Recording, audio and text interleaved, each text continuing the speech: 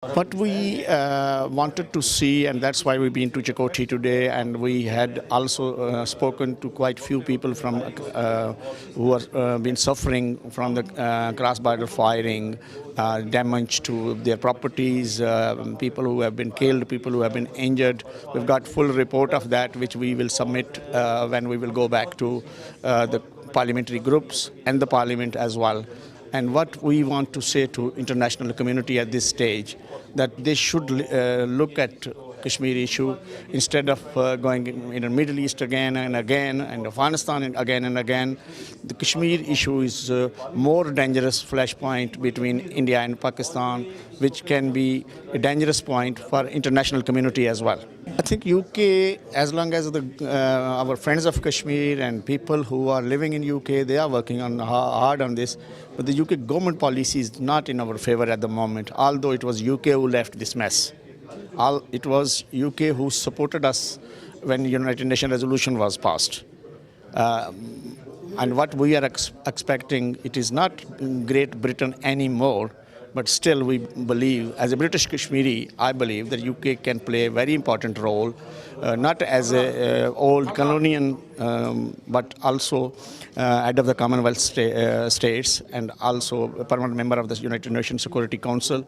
They can play a very special role, and we keep urging them, and we will keep urging them now through this APPG groups to ask them to intervene in this matter and try to resolve it. Kashmiri people, as a British Kashmiri, what I would like to say, the British Kashmiris are supporting their brothers and sisters who are fighting for their freedom in occupied Kashmir.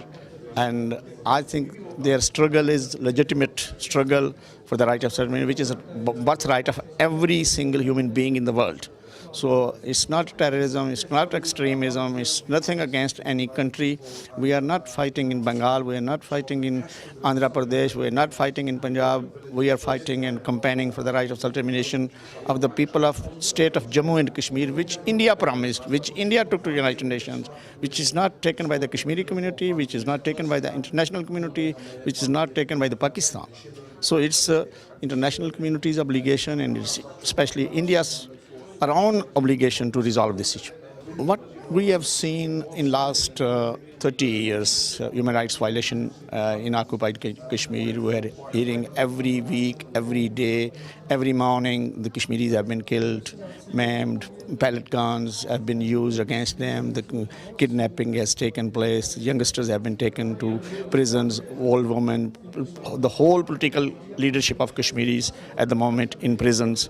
And especially they are taking to them a very dangerous prison in India, Tihar prison, where we have received, not even received bodies of our martyrs.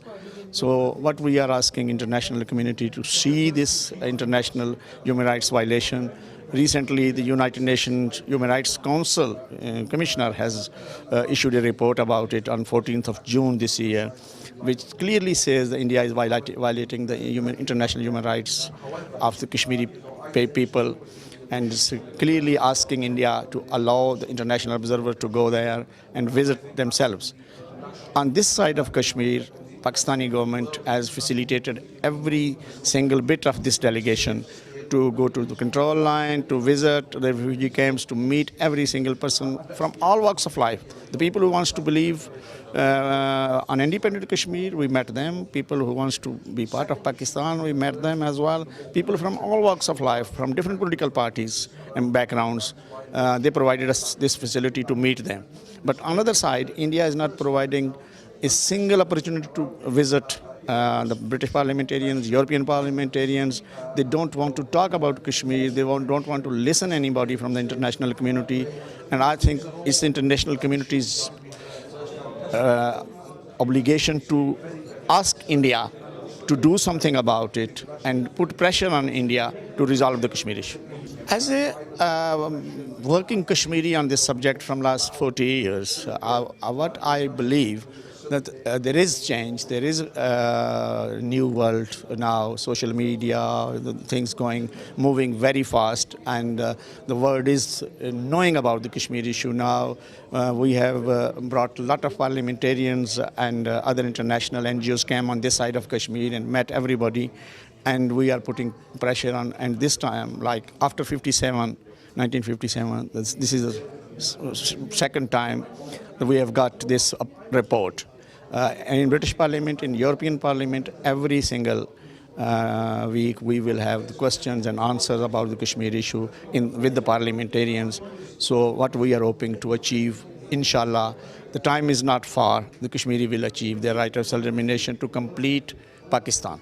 As long as United Nations General Assembly is concerned, this delegation has a meeting with the President of Azad Kashmir, who is going to represent the Kashmiri nation in General Assembly with OIC contact group. And I hope he will take our message, and we will also try to, it might not be this session, but next session, we are trying to send this delegation in United Nations General Assembly as well.